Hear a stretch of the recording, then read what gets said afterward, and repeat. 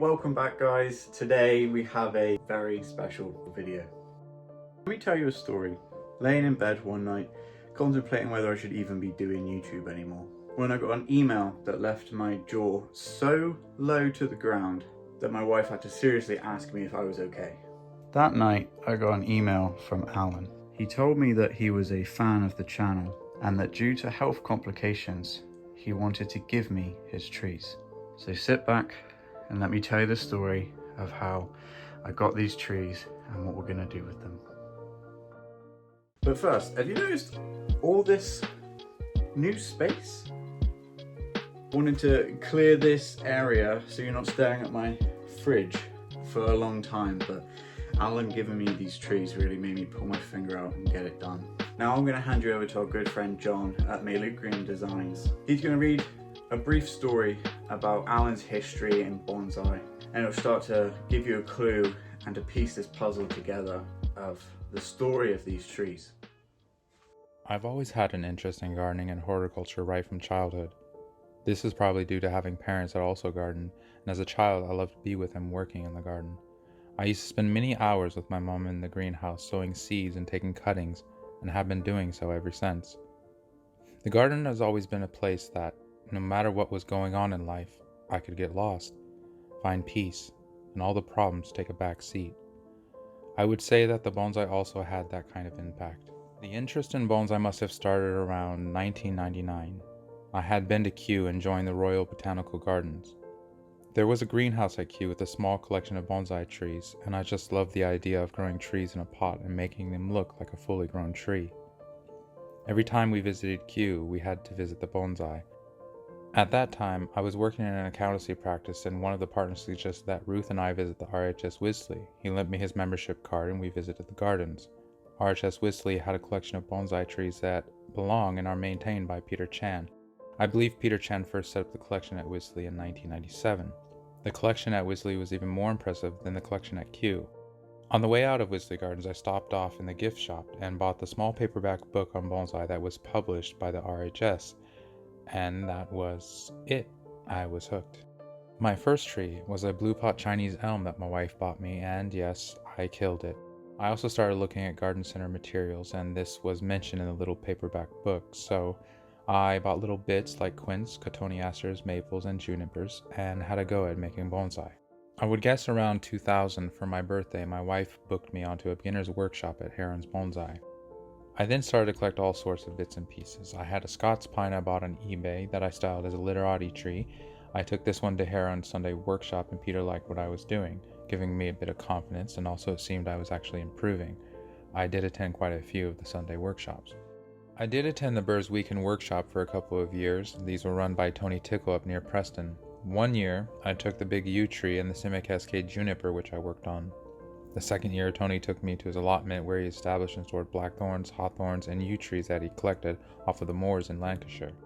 I did buy one of the hawthorns, raw material again, and took that back to the workshop to work on. However, that tree never really thrived, and I lost it around the time we moved to Cornwall. Around 2007, I changed job and started working in London with a commute over an hour each way. And around 2010 or 2011, I started to get interested in growing orchids. I guess with the greater demands at work in London and the orchid interest, I kind of drifted away from bonsai. I did probably lose many of the trees through neglect. The loss of my large and little Scots pine did kind of contribute to the decline in interest. Even so, there was a few trees that remained with me. I guess there was also the idea that I might, when retired, return to the trees. I still appreciate the beauty of a bonsai tree and the skill needed to create and maintain the trees. The only work that I've done on the trees has been to maintain them horticulturally and a bit of work on the yew trying to get it to backbud. Now that I have motor neuron disease, I know I will struggle to maintain what trees I have, and with the disease I cannot get my mind around the future, so I am glad to be able to pass the remaining trees on to you, Jonas, and I hope they give you great joy, peace, and satisfaction in making them into better bonsai.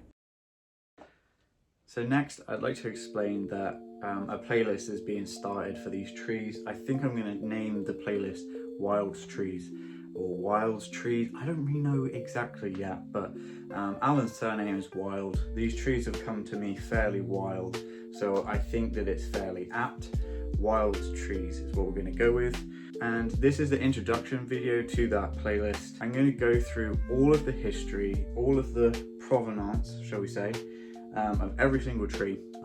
Some of them have really interesting history. For example, this juniper was purchased as a runt import from Peter Chan in 2003, 2004.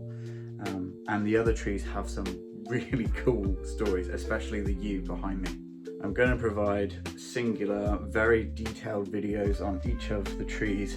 In those videos, we're going to be doing, you know, the weeding, some styling. We need to treat these trees for overwintering bugs. Lots of things to consider and think about.